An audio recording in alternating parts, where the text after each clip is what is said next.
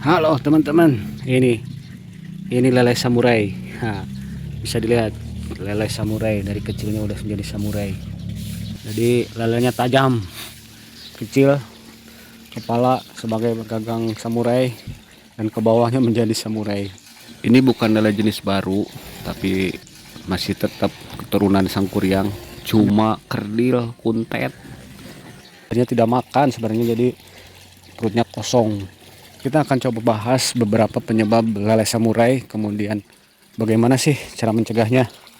Karena kalau istilahnya mengobati udah sulit kalau udah menjadi lele samurai. Langkah yang paling logis mencegah, ya walaupun bisa juga kalau misal belum terlalu parah bisa istilahnya ditangani, tapi biasanya lebih baik dibuang saja. Kalau lele seperti gini, hal yang paling logis kalau sedikit dibuang saja, kasih makan ada ayam atau bebek. Nah, penyebab lele samurai yang pertama, yang paling jelas otomatis berasal dari pakan.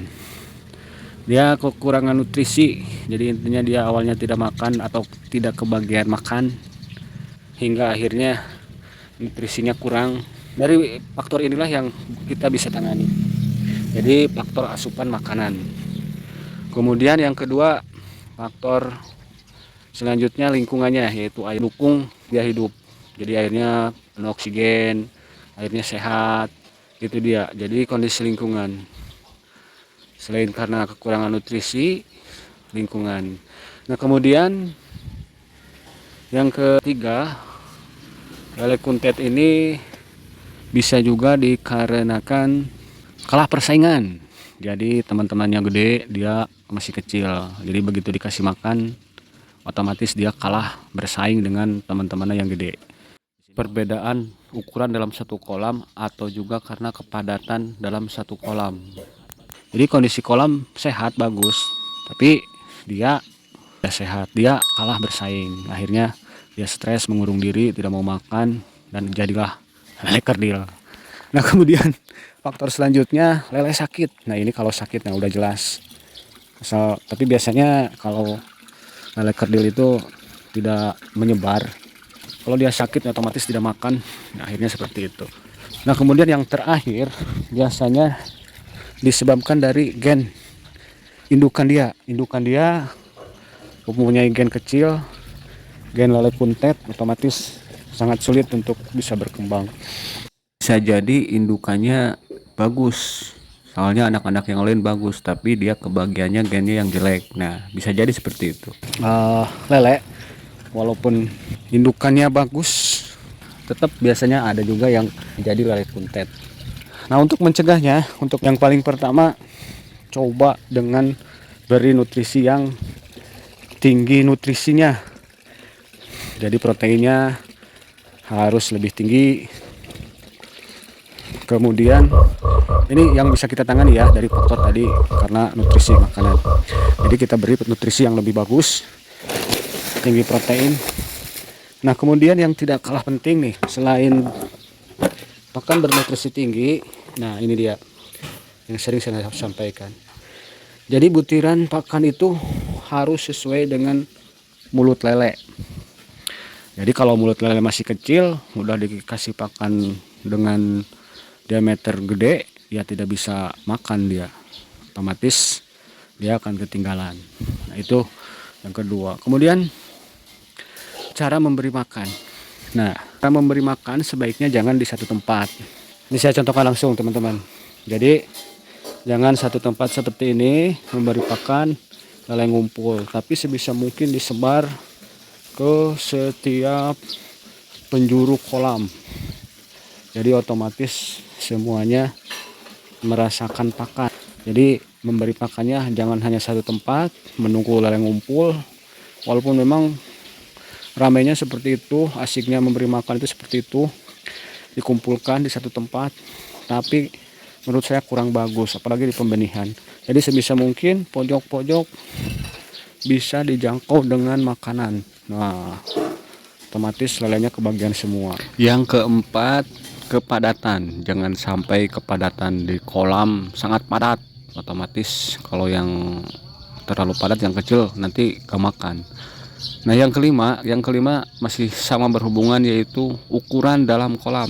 Jadi sebisa mungkin satu kolam itu satu ukuran, ya paling paling enggaknya dua ukuran lah, dua tingkat. Bagusnya satu ukuran satu kolam.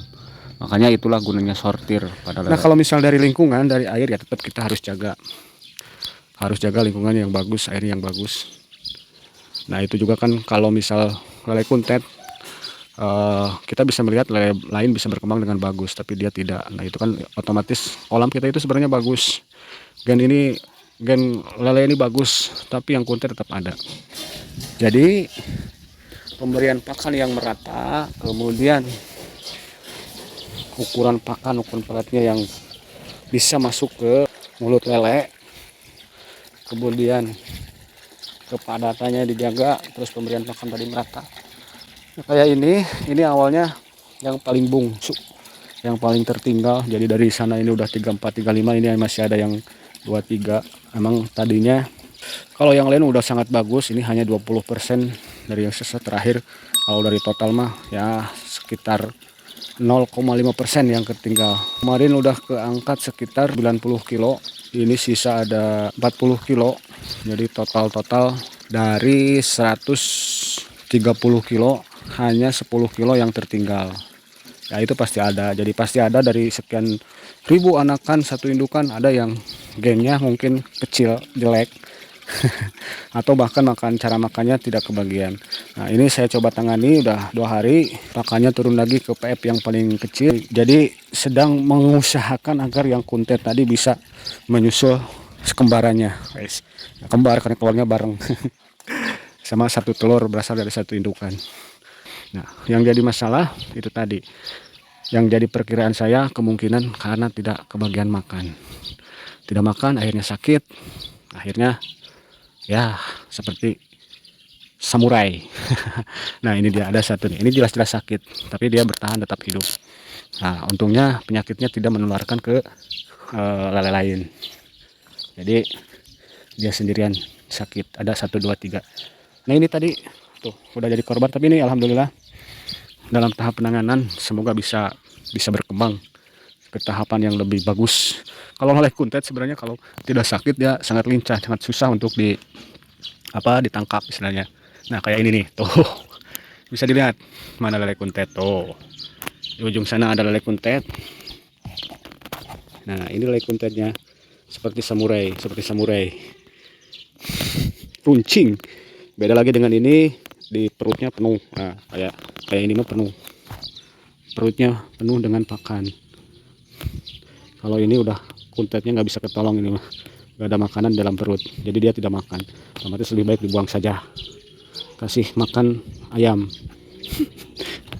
Oke, terima kasih yang sudah menonton. Intinya ya seperti itu, dan semoga bisa bisa ada sedikit pengetahuan buat rekan-rekan. Sampai jumpa lagi, semoga bermanfaat.